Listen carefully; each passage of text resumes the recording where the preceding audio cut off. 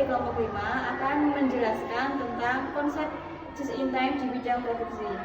Dengan anggota kelompok saya sendiri, Helena Kristia Winiarsi dengan NIM E2A023 081. Dengan saya sendiri, Nurul Ida Salailuna dengan NIM E2A02359. Dengan saya sendiri, Hiroki Kina dengan NIM E2A023 061. Dengan saya sendiri di sini ada Nuril Akfiani dengan NIM E2A023 067.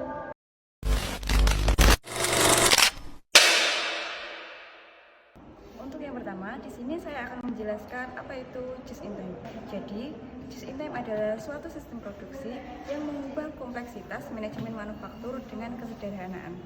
JIT juga dapat diartikan suatu pendekatan yang menggunakan berbagai disiplin ilmu. Oleh karena itu, JIT dianggap sebagai suatu cara pandang yang luas, bersifat pragmatis dan empiris.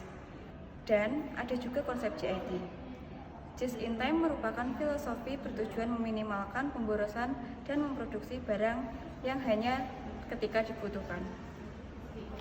Penerapan JIT Big and Little mengacu pada skala penerapannya, di mana Big mewakili penerapan JIT secara menyeluruh dalam seluruh sistem produksi, sementara Little berfokus pada implementasi JIT secara bertahap dan spesifik pada area-area tertentu.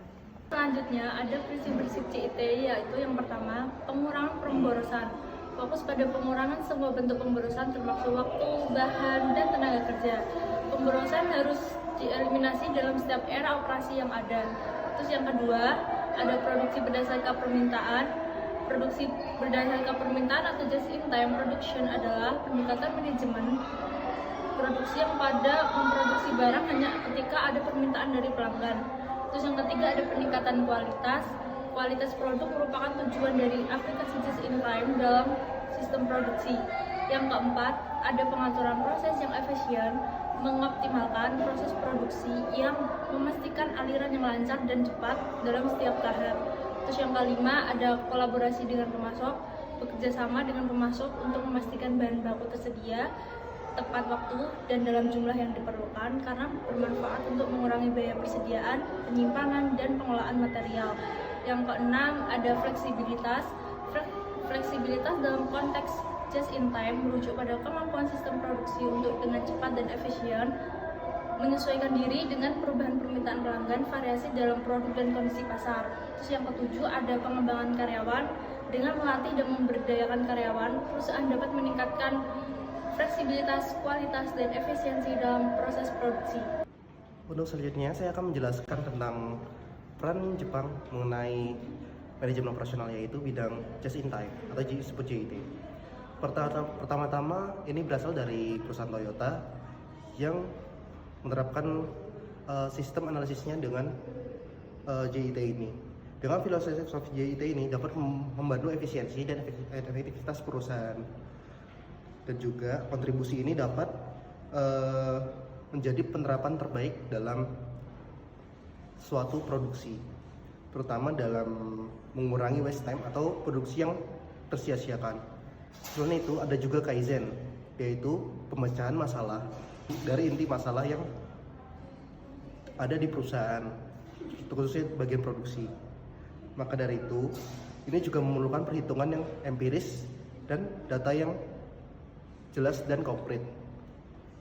Hal ini bertujuan untuk meningkatkan kualitas produk, terutama untuk peningkatan dan ketepatan suatu barang yang diproduksi.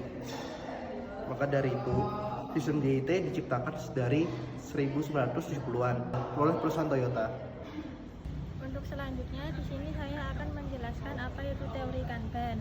Teori Kanban adalah metode manajemen yang berasal dari Jepang yang bertujuan untuk meningkatkan efisiensi produksi dengan mengontrol aliran material dan informasi dalam konteks manufaktur, terutama yang melibatkan teknologi seperti CAD, Computer Aided Design, CAM, Computer Aided Manufacturing, CIM, Computer Integrated Manufacturing, dan sistem robotik Kanban memiliki peran yang sangat penting.